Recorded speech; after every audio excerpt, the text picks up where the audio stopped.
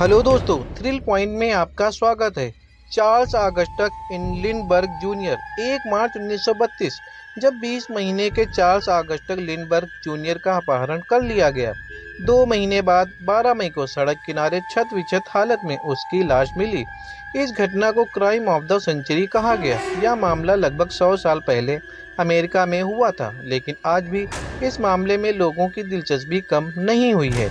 अब बच्चे की मौत के बारे में नई अटकलें और सबूतों के डीएनए परीक्षण के लिए दबाव ने घटना की जांच को फिर से हवा दे दी है।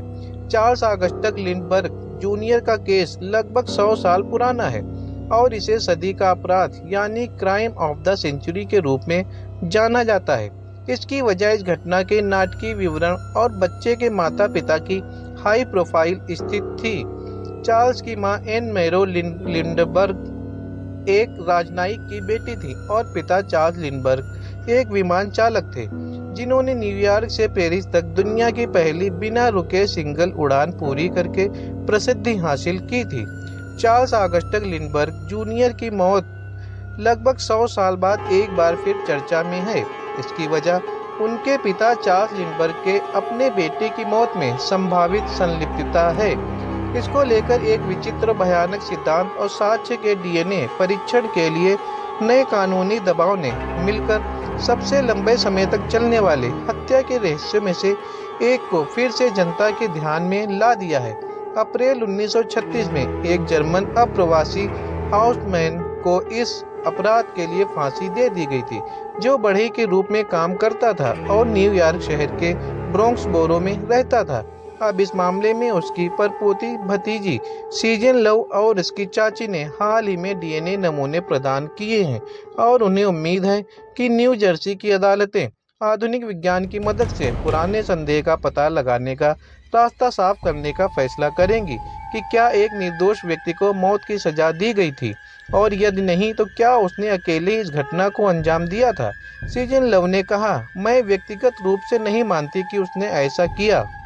हाउटमैन और उसकी विधवा ने अपनी बेगुनाही और बचाव पक्ष की दलील को अंत तक बनाए रखा, लेकिन अगर सबूत उसे इस मामले से जोड़ते हैं तो ऐसा ही हो। मैं सच जानना चाहती हूँ। चार्ल्स ऑगस्टस लिंडबर्ग जूनियर 20 महीने का था जब वह 1 मार्च 1932 को न्यू जर्सी के ईस्ट एम्वेल में अपने बेडरूम से गायब हो गया था।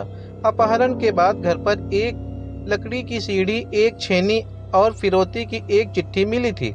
हालांकि उसके बाद फिरौती के लिए कई चिट्ठियां मिलती रहीं, जिनमें फिरौती की रकम बढ़ती गई। परिवार ने फिरौती के लिए $50,000 के भुगतान की व्यवस्था की, लेकिन 10 हफ्ते बाद 12 मई को बच्चा मृत पाया गया।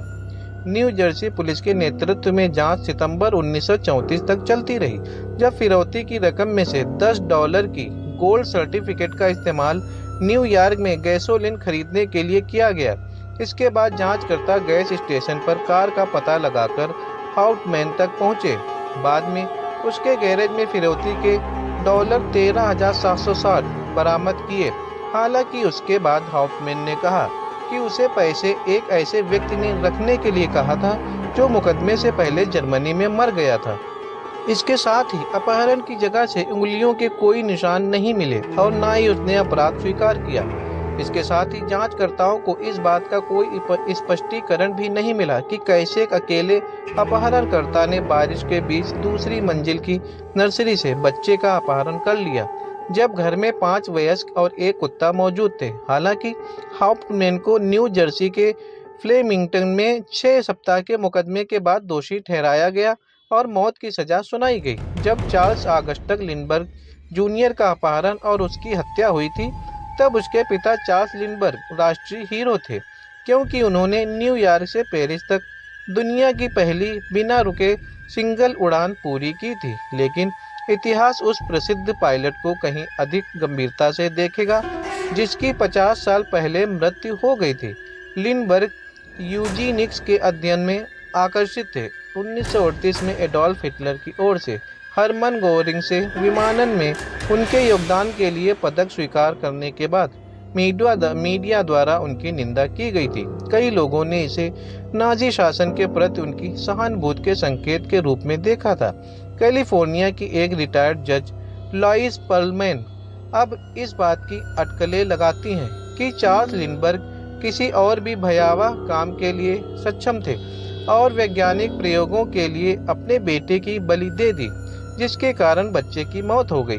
पर्लमैन ने अपनी किताब the Lindberg kidnapping suspect number 1 the man who got away में लिखा है, मैं समय की दूरी का लाभ उठाते हुए लड़के के पिता को उसके अपहरण और हत्या में एक संभावित संदिग्ध के रूप में मानती हूँ। लिस्ट के अन्य सभी लोगों की तरह वे एक भूल करने वाले इंसान हैं, देवता नहीं। यह एक ऐसा सिद्धांत है जिसे अन्य लिंडबर्ग शोधकर्ता गहरे संदेह के साथ देखते हैं। दोस्तों, ऐसे ही वीडियोस के लिए हमारे साथ जुड़े रहें और जल्दी से चैनल को सब्सक्राइब कर बेल आइकन दबा लीजिए। तो चलिए मिलते हैं अगली वीडियो में। Thank you.